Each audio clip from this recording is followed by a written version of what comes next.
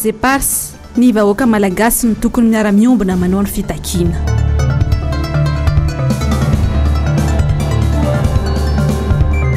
Mpampianatra CSS anao etsika ny talaty izao.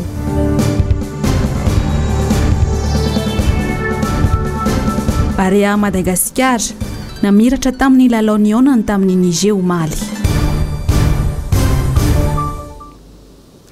20 novembre 2024 dia anterina trano ny araba ao ny tokantrano tompoko lasy tompoko vavy amin'izao alina izao tonga soa ato anatin'ny fotoanan'ny fampalalam-baovao ianao ary asainay ampanajana anaraka ity vaovao ty hatramin'ny farany. Ny eo amin'ny tontolo hoan'ny fampelezan-kevitra tamin'ity androany ity niavaka ny teny amin'ny boriboritany faharoa izay nanohizana ny fampelezan-kevitra izay nataon'ny candidat larana faharoa Rina Randriamasinoro izay ho ben'ny tanàna n'Antananarivo renivohitra. Ny olana fototra izay iainan'ny ponina no namafisiny fa hitondrana vahaolana maharitra sy mahomby ihany koa. Lorette Berton sy Tokra Marola. Ny fokontany Anjoy, Manjakamiadana, Ambonitsimbona, Ambohipotsy, indrindra fa Andohamandry no fokontany isan'ny misedra olana amin'ny lafiny fanorenana trano ny ponina ao aminy. Efa misy ny vahaolana ho an'ny ponina eny amin'ireo faritra ireo. Hoentiny Rina Randriamasinoro rehefa lany ho ben'ny tanàna n'Antananarivo renivohitra ny tenany.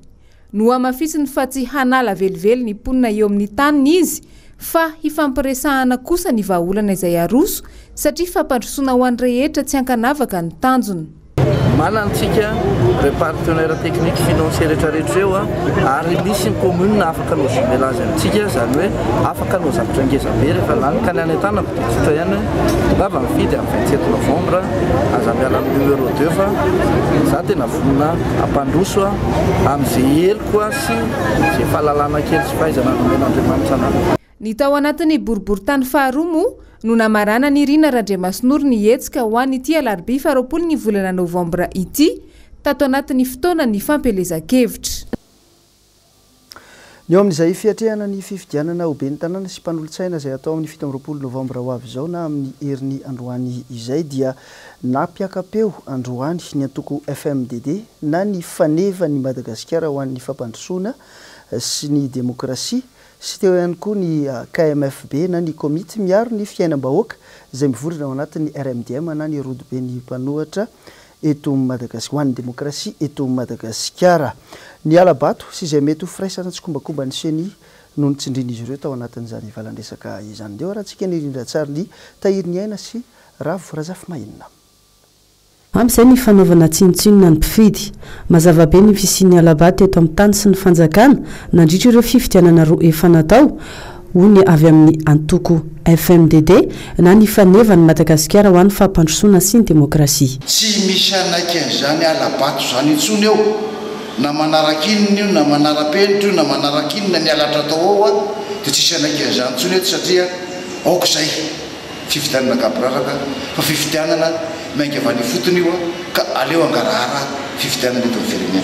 Nanipika ny mahazava-dehibe ny asanseny kosa ny avy amin'ny KMFB na ny komity miaro ny fiainam-bahoaka izay mivondrona ao anatin'ny RMDM. Afaka petraka dia ho anareo ratra mandraika voalohany indrindra izay tompona andraika voalohany mikarakara ny fifidianana io dia nareo seny zany manatena izay fifidianana mangarahara zay vahoaka malagasy ary zay no karoantsika nareo koa ekena fa ilominay fa makasitraka an'izay izay tsy te ahita sanatry ny vavy vato manakandalana eto an'ity firenena ity fa filaminana ny diadiavana vahoaka malagasy fampandrosoana vahoaka malagasy dia misy manantena zay fa iainga aminareo izay famarinana sy fifidianana mangarahara zay dia izay lany eo izay no tohanana vahoaka malagasy ho ben'ny tanàna Antananarivo. Marina moa fa efa mandray ny tandrify ny soroany izay mety ho alabato ny avy amin'ny tokotiko Madagasikara amin'izao fotoan'izao manomboka ny fampiofanana ireo délégué de vote izany hatramin'ny fanomezana ireo toromarika vitsivitsy tokony arahan'ny olom-pirenena tsirairay indrindra rehefa nisy avato. Ny eo amin'izay aya ny amin'ny sin'ny alabato izay dia naneho hevitra momba ny resaka fifidianana ihany koa androany ny pasteur Edouard Tsarame avy amin'ny RMDM na ny rodoben'ny mpanohitra ho an'ny demokrasia eto Madagasikara nanterany mahazava-dehibe ny fandehanana mifidy mba tsy hisin'ny alabato. Teo amin'ny rindran-tsary ny Mathieu Princy. Efa nampitandrina izahay mikasika an'ity fifidianana indray mitoraka ity.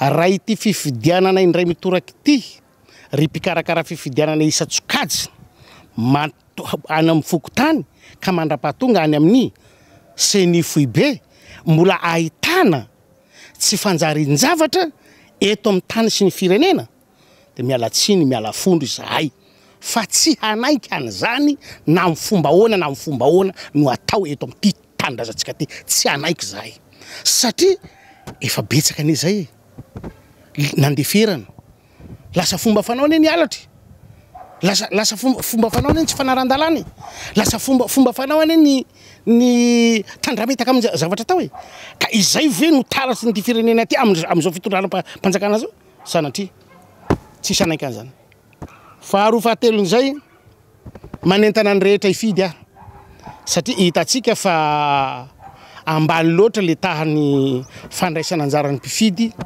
tamin'ny fifidianana ny fanarakaraka teo zay amin'ity indray foaza ndao ifidy manana safidy malalaka ho atsika eto Antananarivo moa dia fa manana ny rina zay numéro D andao toanana ny atsika fa tsy ometsika ny hafa ny tananatsika ary tananatsika dia tananatsika ihany fa tsy amiditsika na atakalo vola amin'ny mpanambola na amin'ny vahiny.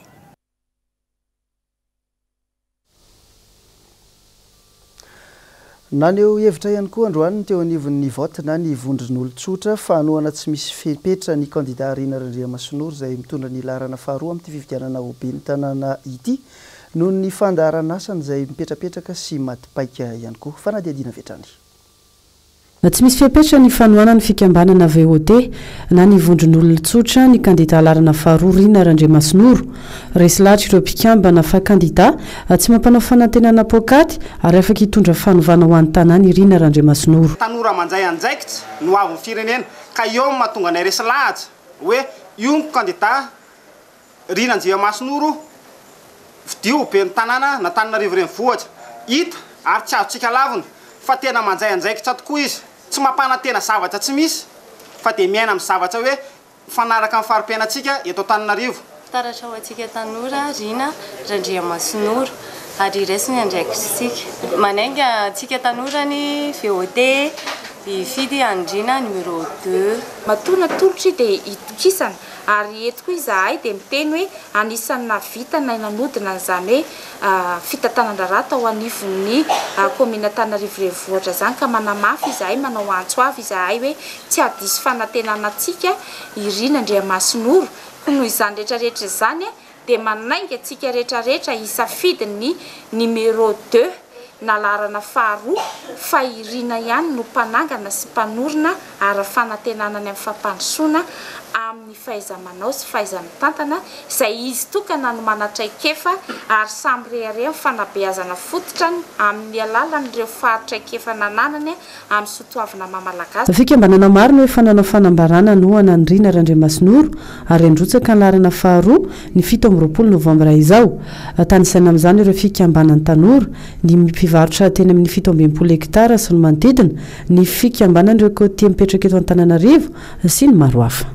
Ny eo amin'ny vaovao izay anisany mbola naresaka ihany koa tamin'ity herinandro ity dia ny momba ny fitakina ny Îles Éparses na ireo nosy manodidina ny Madagasikara. Mila miombina ny vahoaka malagasy tsy vaky-volo amin'ny fitakina ity nosy manodidina ny Madagasikara ity na ny Îles Éparses ary naneo ny heviny sy ny fomba fijeriny momba ny lahadinika tetsy andafy avaratra ireo olona mitaky izany hatry ny elany amin'ny famerenana ity nosy ity sy izay rehetra sokajin'olona nanao ny fitakina ihany koa. Asan'Andre Malala sy Tsy nafampony akamaroany malagasy ny votoatin'ny hevitra tapaka tamin'ny fivoriana natao tetsy andafy avaratra momba n'ireo nosy kely manodidina Madagasikara na ny Îles Éparses. Tsy ho vitan'ireo délégation ireo rery ny fitakina ireo nosy ireo fa mila ny fiarametan'ny malagasy tsy vaky volo. Sensibilisation ampahafantaritsika malagasy rehetra hoe izy dia manao atelier tsika atelier locaux dia atelier symposium anankiregny be dia mamoaka projet de résolution tsika ho raisina ohatra natao tamin'ny 79 hoe jereo fa français hatramin'izao mbola tsy manao inona ka tia projet aseho manaiky ny français avereny le lalàna teo le fekevitra teo aloha dia mangataka ny français manaiky an'io zahay sorata anatin'ny projet mihitsy rehefa tsy mahana izy dia ho hitantsika io zay atao tsy azo ekena ny fiaraha-mitantana ireo nosy kely ireo eo amin'ny lafrantsa sy Madagasikara ho iatran'ny fanazavana. Mila miala aloha ao amin'ny nositsika ireo ny tafika frantsay fa raha mbola ao izy dia midika zany fa tsy manana ny souveraineté atsikitsika. Ary raha vao miresaka cogestion zany dia tsy azo ekena mihitsy fa tolona fanafahana ohatrany tamin'ny nataon'ny VVS ny razambe atsika ny Sadiava sy ny Menalamby reny no ataontsika taranaka amin'izao fotoana izao.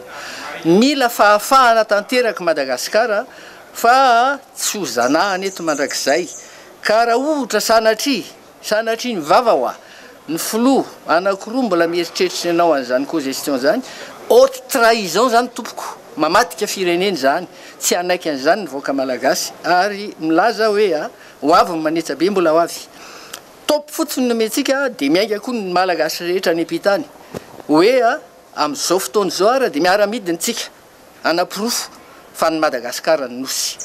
Matoa amin'ny teny an'izany koa dia efa betsaka amin'ny firenena vonona ny hiaraka amintsika raha sendra tsy vitantsika rery. Toy ny Inde, toy ny Rosiana izay mila manao ny décolonisation aty Afrika, ao koa ny Afrique du Sud izay fandehanako matetika, fivoriany matetika, ao ny Australiana samy miaika fa ny Madagasikara ireo nosy ireo. Andrasana araka izany ny fivoahan'ny daty anohizana indray ny fifampidiniana any Paris.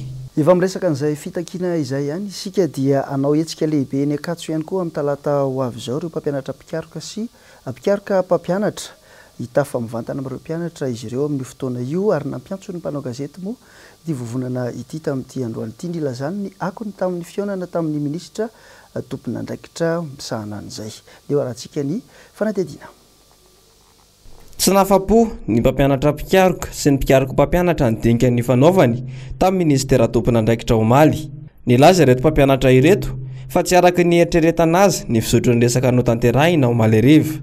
Rehefa ny enona ny zavatra dia fanehoana ny fomba fijeriny ny zavamisy sy ny filazany izay mba vitany mikasika ny famahana olana.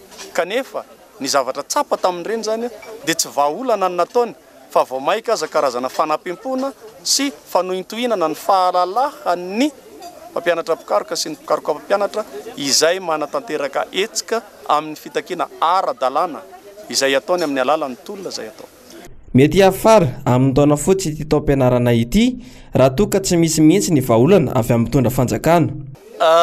Izany rehetrarehetra zany dia tsy miankina amin'ny mpampianatra mpikaroka sy mpikaroka mpampianatra ary zany ny antsony ny mpitondra fanjakana mba andray ny andraikitra tandrify izany. Raha ohatra ka miantso vahaolana ny CSS dia tsy te hanan-dratsy. Raha sanatria moa tsy mandray andraikitra ny mpitondra dia efa izany anie ny antony mahatonga anay miantso ny any am-bovonany hoe tena tsy mahavita ninninona ve ny tompon'andraikitra isan-tsokajany. Ka ny filoham-pirenena no antsony ny CSS manerana ny nosy mba hijery sy andray ny andraikitra. Raha sanatria ka tsy misy ny vahaolana dia izay angamba vao tonga amin'izay le izy. Isa amin'ny talata ho avy izao ny hetsika iarana amin'ny mpianatra eny Ankatso ilazany ny mpampianatra ny zava-misy marina eny an-toerana. Fa eo amin'ny fanomezana tolotra fahafaham-po ny mpanjifa ao amin'ny fahitalavitra kosa indray dia isy ny tolotra vaovao atolotry ny Star Times ho an'ny mpanjifa ho an'ireo mbola tsy nanjifa ihany koa amin'izao faran'ny taona 2024 izao. 3 alina ariary ho an'Antananarivo miaraka amin'ny bouquet basika iray volana ary 4 alina ariary kosa ho an'ny kit satellitaire any amin'ny faritany miampy ny bouquet super iray volana hatrany ihany koa. Jessica Miray no mitondra ny andinindininy. Anjo ny Star Times ny ahafahany fianakaviana tsirairay misitraka ny televiziona nomerika. Amin'izao akatoko ny fetin'ny Krismasy sy faran'ny taona izao, misy ny tolotra vaovao atolotry ny Star Times ho an'ny izay efa mpanjifa sy ireo mbola tsy nanjifa azy. Voalohany amin'izany ho an'ireo izay mbola tsy ao anatin'ny tambazotra ny Star Times dia amin'izao zany tsika dia 3 alina ariary monja. 3 alina ariary monja dia afaka mahazo décodeur ianao dia mahazo bouquet basique iray volana. Manaraka an'izany eo ihany koa ireo any amin'ny province any Antananarivo moa dia eto Antananarivo moa izay 3 alina ariary zay. Fa any amin'ny province indray 4 alina ariary. Manera Madagasikara zany io 4 alina ariary dia mahazo décodeur miaraka amin'ny bouquet super iray volana. Misy ihany koa fanomezana manaraka ho an'ireo izay efa mpanjifa ny Star Times. Raha vao manao réabonnement ianao, raha manao réabonnement bouquet 20 000 ariary ianao dia le 520 andro voalohany iny ataony bouquet 40 000 ariary raha ohatra indray ianao manjifa an'le bouquet 40 000 ariary io nefa mety aminao dia ampiny start time sady 5 andro be zao miaraka amin'ilay ray volana efa azonao anatin'izay zao zany tsika rehetra zay manana décodeur any an-trano any dia manasa antsika hiverina anao abonné start time zany satria nomena tombony manokana nareo raha tonga nareo miverina indray ohatra efa nijanonareo eo amin'ny 2 volana eo zany dia miverina indray manjifa ny start time dia omena ray volana maimaimpona isy ihany koa ny horonan tsary mitohy vaovao hiditra ao anatin'ny fandaharam-potoana startams la Hen Flow horonan tsary mitohy nahazo ny Emmy Awards atao Hollywood. Mbola eo amin'ny vaovao kosa izay mitana ny sain'ny maro sady anisan'ny mitana ny hafanampon'ny malagasy teo amin'ny lafin'ny fanatanjahantena dia 9 no isan'ny sarahan'ny ekipan'ny Bahrain Madagasikara sy ny ekipan'ny MENA ny Niger omaly. Lalao izay nampetrano'ny Niger moa izy ity ary naneho ny tanjany sy ny fahaizan'ny ekipam-pirenena malagasy na ny Bahrain Madagasikara. Jessica Mirasita Irnena. Andro faharoa ho an'ny fifanitsanana ho amin'ny kanina 2024 izay tanterahina ny Cameroun ny omaly tao amin'ny kianja Seny Country tao ny ame Niger. Na dia teo aza ny olana natrehan'ireo ekipam-pirenena malagasy mandra-pahatonga taty Niger sy ny fifaneteny fotoana tamin'ny lalao natrehan'ny Barea dia nomotsan'ny ekipam-pirenena malagasy teo amin'ny isa 9-2 ny ekipan'ny MENA Niger. Nanomboka 10 minitra monja ny lalao namono bola ary zareo MENA tamin'ny alalan'ny coup franc an'i Djibo Onkoi. Tsy nampilavilefona ny malagasy izany, nanao ady sahaly lalaina nomenjanahary ary nampiditra bola hafa avy eo. Nitota midaka penalty any anisen'ny lalao 3-0. Namono indray avy eo i Carolus 4-0 araka izany no nisarana tao amin'ny ampampotoana voalohany. Niditra ny ampampotoana faharoa, nikobana indray ny arato ny Kasali Douda tamin'ny alalan'ny Voavy Paulin 5-0. Namono ny bola farany ho an'ny Barea i Jérémy Morel 4-0. I Youssif Douda Moussa kosa no nampiakatra ny isan'ny MENA ho 4-2. Na nimpitantara ilay bola aza dia gaga tamin'ny fisondrotrety ekipam-pirenena malagasy ity. Nanazava mihitsy izy fa maro ny olana no sedrany Barea teo aloha tamin'ny fifantenana ny ekipa hatramin'ny fivezivezeny saingy tsy nataon'izy ireo sakany izany fa namiratra hatrany izy ireo. I Madagasikara izany izao no mitarika ao anatin'ny vondronaka misy azy izay manana isa 4 eo alohan'ny Côte d'Ivoire sy Éthiopie.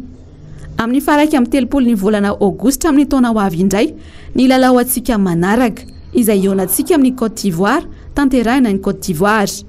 Afaliana trany no nandraisan'ny malagasy ity fandresen'ny Barea ho amin'ny fifanitsanana kanina 2024 ity. Iverenantsika ny vaovao mikasika ny fiatrehana ny fifidianana andro vitsivitsy tokoa sisa dia higadona ny 17 Novambra izay anatanterahana ny fifidianana be ny tanàna sy mpanolotsaina ny tanàna ihany koa. Maro ireo fihetsika sy toetra tsara ho fantatra izay tokony ho arahan'ireo mpifidy hiatrika izany fifidianana izany. Lorette Berton sy Andry Rakotobalala. Fifidianana rososina no tanterahana ny alarobia 17 Novambra ho avy izao ao anatina biro mpifidianana iray ihany no misy vata fandatsaham-bato roa samihafa. Ny iray natokana ho an'ny ben'ny tanàna ary ny iray ho an'ny mpanolotsaina. Misy trano fisainana na izoloara roa samihafa ihany koa ao. Miditra ao amin'ny biro mpifidianana ny olona iray andeha hifidy, manatona ny asesera voalohany. Aseho azy fa tsy mbola misy ilay ranomainty tsy lefy amin'ny tanany. Tsy mbola avy ny fidy ny dikan'izay. Aseho ao amin'ny asesera voalohany ny kara-panondro sy ny kara-pifidianana ary amarinina ao anatin'ny lisy mpifidianana ny anarany. Avy eo dia mankeo amin'ny asesera faharoa ilay mitazona ny bileta misy ny lisitry ny ben'ny tanàna hofidiana io. Raisina ilay bileta tokana, amarinina ny fisian'ny sony ao ivony. Vita izay dia makany amin'ny trano fisainana na ilay antsoina hoe izoloara. Ao anatin'ny trano fisainana no manamarika ny safidy ka eo amin'ny ankavanan'ilay bileta tokana mifanandrify amin'ny sarin'izay kandida ben'ny tanàna safidiana no asiana ny marika na ny lavitondro. Rehefa vita izay dia avalona ny bileta tokana ka aforotra indroa manaraka ny sakany aloha, izay vao aforotra indroa manaraka ny lavany. Rehefa mivalona tsara ny bileta tokana misy ny safidinao dia arotsaka ao anatin'ilay urne fandatsaham-bato izany. eo amin'n'ilay voalohany misy ny soratra hoe be ny tanàna no andatsahana ny bileta tokana voalohany. Rehefa vita izay, mamonjy ny mpitantsoratra ka maka ny bileta tokana faharoa izay misy ny lisitry ny mpanolo-tsainy. Amarinina ny sony eo ivon'ny bileta ary mamonjy ny trano fisainana iray faharoa. Ao anatin'ny trano fisainana no manamarika ny safidy, ka eo amin'ny ankavanan'ilay bileta tokana mifanandrify amin'ny sariny izay kandida ho mpanolo-tsaina safidiana no asiana ny marika na ny lavitondro. Rehefa vita izay dia avalina ny bileta tokana ka aforitra indroa manaraka ny sakany aloha, izay vao aforitra indroa manaraka ny lavany. Rehefa mivalina tsara ny bileta tokana misy ny safidy natao, dia arotsaka ao anatin'ilay urna na vata fandatsaham-bato faharoa natokana ho an'ny fifidianana mpanolo-tsaina. Vita izay rehetra izay, manao siniana lavitondro ny mpifidy, manao ny tovantsoni ny mpitantsoratra ary mamerina ny kara-pifidianana sy ny kara-panondro ny mpifidy. Aorian'izay dia manatona ny filoha lefitry ny biro mpifidianana manisy rano mainty tsy mety lefy amin'ny tanana ny mpifidy, izay vao mivoaka ny biro mpifidianana. Adidy eo amin'ny maha-olom-pirenena ny fandehanana mifidy, kotongava, efa ny adidinao mba tsy ho verizoy ianao. Aoka ihany koa mailo, ary ao maso ny safidy, arovo tsy ho azo ny tota-kely mpangala-bato sy mpanodina safidim-bahoaka. Ny eo amin'izay fanomezana toromarika sy tantsoroka ireo kandida mirotsaka ho ben'ny tanàna any amin'ireo faritra sy distrika ireo izay dia tany amin'ny distrika n'Andramasina ny Flot national ny atotiko Madagasikara Marc Ravalomanana androany nanotrina ny fampelezan-kevitra izay notanterahan'ny kandidaty any an-toerana. Nao mafisiny an-trano moa fa tokony hiaro ny vatony ny tsirairay mba tsy hisian'ny osoka sy ny alabato intsony. Dia rahantsika ny faradihadiana mikasika an'izay, Germaine Menjanary sy Manora Andriamalala. Rano, jiro, sakafo, sara-pitsaboana, samy olana ho an'ny vahoaka malagasy avokoa amin'izao. Tompon'andraikitra voalohany ny fitondram-panjakana, manaraka azy ao ny antoko politika ny amin'ny famahana sy ny fijerena vahaolana momba ireo olana sedray ny malagasy ireo. Tika eto amin'ireo tambatofotsy amintsika miresaky zao dia samy mahatsiaro daholo ny rehetra fa hoe tena anaty fahasahiranana isika. Tsisy samy laza rehetra sahirana président, tsisy sahirana eo, sahirana amin'ny rano, sahirana amin'ny fampidinana an'ankizy, sahirana amin'ny fitadiavam-bola, sahirana amin'ny tady asa, zay fahasahiranana. Zay zany tsy maintsy vahatsika zay amin'ny alalan'ity fifidianana ity. Satria ny fifidianana dia miankina an'izay be ny tanàna no afaka mamahaolana sy mampita an'izany any amin'ny mpitondra. Ny zava-lanaka resahako an'ireo fotsiny dia zao. Tsy afa-miala ao anatin'ny zay fahasahiranana izay ny toko politika. Dia zay mahatonga ny toko politika rehetra lasa mifanaratsy. Tsy zay nefa ny tanjona, hitanrehetra any an-dafy any. Ny any zany tena mandeha tsara ny demokrasia, afaka malalaka tsara fitenenana. Dia tonga eto hanolotra anareo le kandida avy eto Tsefa. Njato. Zay, njato anafaroa. Zay, ty any kandida napelaka dabo. Raha misy miteny any diso be zany, ty any izy. Njato. Dia manao tena njato fa tena anao izy azo atao izy ka zany fidio izy amin'ny fahafitam-roapolo volana Novambra. Ty zany njato. Injato mitondra ny ilarana faharoa ao anatin'ny bileta tokana no natolotry ny tima ho ben'ny tanàna ao amin'ny komina Tsiafa, distrika na Tsimondrano. Finiavana ary fanamby no apetrany amin'ny vahoaka ao amin'ity komina ity fa vonona hitondra ny fanovana ho an'ny komina ao Tsiafa ny tenany. Manompoka anareo zay fa raha mbola miaraka amin'ny dady isika, raha mbola miaraka amin'ny Flot Ravalomanana isika, ary raha mbola miaraka amin'Andriamanitra isika, dia tsy maintsy vitatsika ny mampandroso ny tanàna Tsiafa ary indrindrindrindra mampandroso ireo taranaka sikireo satria ho an'ny taranaka no ijoroanay, ho an'ny taranaka no ampandrosotsika ny tanàna Tsiafa. Nanotrina ity fampelezan-kevitra ity ny solombavambahoaka izay lany tamin'ny anarany antokotiko Madagasikara Alain Ratsimbazafy sy ny solombavambahoaka Feno Ralambomanana. Fanehoana fa vonona ny iara-iasa amin'ny kandida izay natolotry ny antokotiko Madagasikara ity izy ireo. Araka ilay fanambara teo dia Andriamatonjato ny kandida tokana natolotry ny antokotiko Madagasikara eto amin'ny komina Tsiafa. isika zay tavavoretra nefa dia misy ihany koa ny avy any amin'ny commune Ambalavao dia ararotina amin'ny fotoana eto satria eto andriamatoa filoha Marc Ravalomanana ao andriamatoa mamy kandidatsika lalana voalohany eo amin'ny commune Ambalavao izy moa tsy misy mpanolotsaina fa tokana candidat be tanàna izy makasitraka anareo ary matoa natoko tiky Madagasikara nanolotra andreo olona reo raha mahay reo mahavita mpamosy amin'ny commune misy atsika tombony lehibe ho an'ny candidat Anjato mahambisy ana eto satria tia ny tanindrazana fiaviko ary zao tokony enareo ifaminentanany zay rehefa tonga amin'izany toeran'izany izy ary tsy maintsy mandroso ny tanànatsika ary azadiny manjotsaka amin'ny laharana faharoa amin'ny 27 novambre zao dia indroso indrindra azadiny ny taonany olona le fity fa na mahitanareo zao dia hoe lany izy fa raha tsy fity nareo tsy lany izy dia iny fitsidiana zay nataon'ny filoha nasionaly ny atokotiky Madagasikara Marc Ravalomanana tany amin'ny distrika Andramasina iny ihany koa tompo klasy tompo vavy no namarana ny vaovao tamin'izao alina izao ankasitrahana feno hatrany ianao ny ara-dalana taminay teto aza misaraka amin'ny MBS fahita lavitra mankasitraka ny teknisiana sy ny mpanao gazety miara-misalahatra any veloma tompoko